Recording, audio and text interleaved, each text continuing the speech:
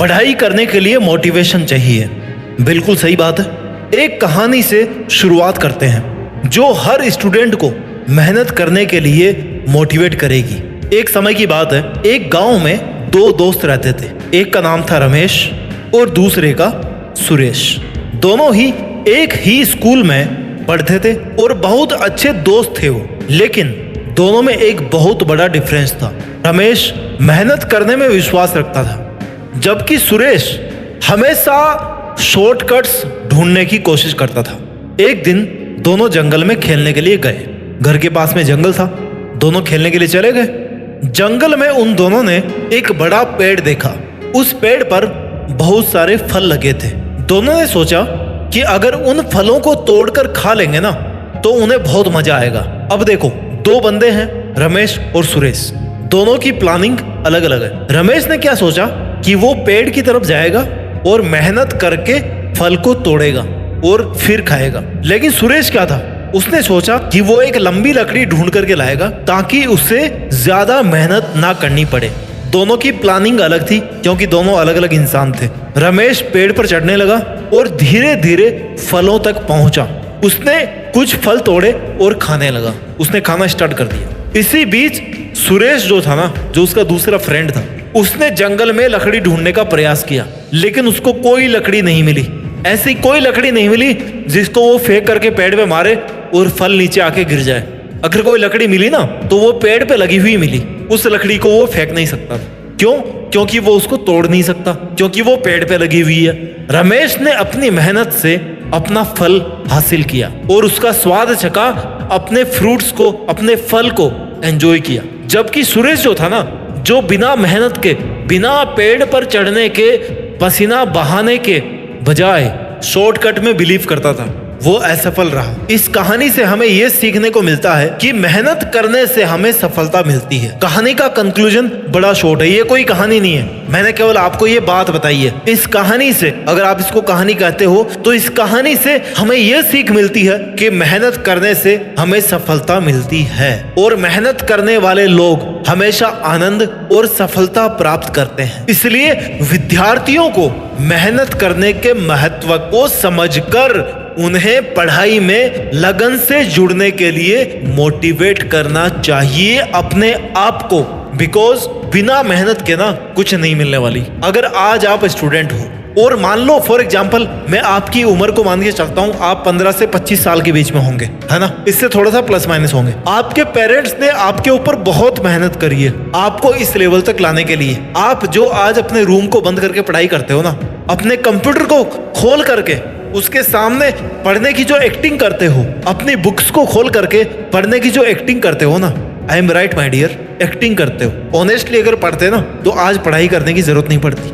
लेकिन फिर भी चलो मान लो आप अपनी जगह पे ईमानदार हो, आप ठीक से पढ़ाई कर रहे हो, तो आपको अपने माँ बाप के एथिक्स से, यानी कि आपके माँ बाप कैसे हैं, हर किसी के माँ बाप अच्छे होते हैं। क्यों? क्योंकि उन्होंने अपने जीवन की मुश्किलों को देखा है, उन्होंने प्रैक्टिकली फेस किया अपनी लाइफ की मुश्किलों को।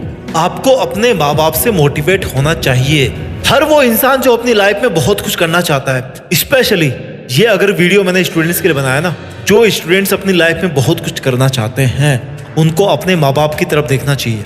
उनके माँ बाप ने पुअर फाइनेंशियल कंडीशंस के बावजूद भी उनका पालन पोषण ऐसा किया है ना, जैसा ऐसा लगता है देखकर कि जैसे मान लो किसी अमीर आदमी ने अपने बेटे का पालन पोषण किया है। अगर कोई माँ बाप अपने बच्चे का ऐसे पालन पोषण करते हैं तो उस बच्चे की क्या जिम्मेदारी होनी चाहिए? उसकी पहली जिम्मेदारी होनी चाहिए कि वो अपने माँ बाप के एफर्ट्स को पहचाने, क्योंकि जब तक वो अपने माँ बाप के एफर्ट्स को नहीं पहचानेगा ना, तब तक उसकी जिंदगी में कुछ नहीं होने वाला अच्छा। तब तक वो अपने माँ बाप की जो मेहनत है ना, उसका कर्ज नहीं चुका सकता।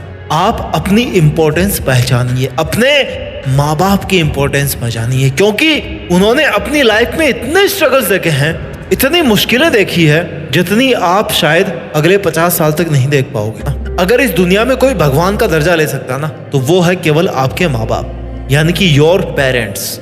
बिकॉज वो आपको इस दुनिया में लेकर के आए हैं और उन्होंने आपसे ज्यादा मुश्किलें फेस की है और उनको आपसे ज्यादा जिंदगी को जीने का तरीका मालूम है। माँ बाप ना लाइफ में केवल एक बार मिलते हैं, दोस्त 1000 बार मिल जाएंगे, गर्लफ्रेंड बॉयफ्रेंड 1000 बार मिल जाएंगे, लक्ष्य 1000 बार मिल जाएंगे। 1000 लक्ष्य बना सकते हो आप अपनी लाइफ में, लेकिन माँ बाप जहां से आप पैदा हुए हो ना, उसको आप सेकंड टाइम भी क्रिएट नहीं कर सकते। वो केवल one and single only one incident है या घटना है इस ब्रह्मांड की जहां से आप पैदा हुए हो। उस चीज को आप दोबारा क्रिएट नहीं कर सकते। आपको अगर पढ़ने के लिए छोड़ा गया ना, तो आपको पढ़ाई करना है, इसमें कोई दूसरा ऑप्शन नहीं है। आपको पढ़ना है मतलब पढ़ना है यार, बिकॉज आप एक स्टूडेंट हो, और स्टूडेंट होने के नाते आपका क्या धर्म बनता है कि आपको पढ़ाई करना है। श्री भागवत गीता में अर्जुन का क्या धर्म था कि वो अन्याय के खिलाफ लड़ाई करेंगे, वो अधर्म के खिलाफ लड़ाई करेंगे। उन्होंने लड़ाई करी और उनका नाम आज तक आप जानते हो। आप स्टूडेंट हो, आपका नाम ये दुनिया कब जानेगी? जब आप पढ़ाई पर ध्यान दोगे। No pains no gains, sorry, अगर आपको बिना दर्द किए रिजल्ट चाहिए ना, तो वो इस दुनिया में तो नहीं मिलने वाला, इस धरती नाम के ग्रह पे तो नहीं मिलने वाला भाई। कोई दर्द नहीं, कोई उपलब्धि नहीं, बहुत बड़ा यूनिवर्स है, चले जाना कहीं पे भी। इस धरती नाम के ग्रह पे तो आपको बिना दर्द के कुछ नहीं मिलने वाला। अपने आप को संकट में डालना पड़ेगा। कैसे डालना पड़ेगा? आपको मेहनत करनी पड़ेगी। आपको अपने माँ बाप के द्वारा जो की गई जो मेहनत है ना, उसको जस्टिफाइड करना पड़ेगा कि उन्होंने जो मेहनत करी आपको यहाँ तक डेवलप करने के लिए। अगर आप उस मेहनत को जस्टिफाई कर सकते हो ना, तो आप अपनी लाइफ में कुछ भी कर सकते हो। Because you are the son of a real man, you are the daughter of a real man. आपको इस इंपॉर्टेंस को पहचानना है, जो मैंने आपको इस वीडियो के शुरू में एक कहानी के जरिए समझाने की कोशिश करी कि आपकी लाइफ में यह पढ़ाई कितनी इंपॉर्टेंट है। अपना ख्याल रखिए, मेहनत कीजिए, खूब ज्ञान अर्जित कीजिए, और मेहनत करके ना इस देश में अपना ही नहीं बल्कि दुनिया में, इस पूरी पृथ्वी पर भारत देश का नाम रोशन कीजिए। जय हिंद, वंदे मातरम।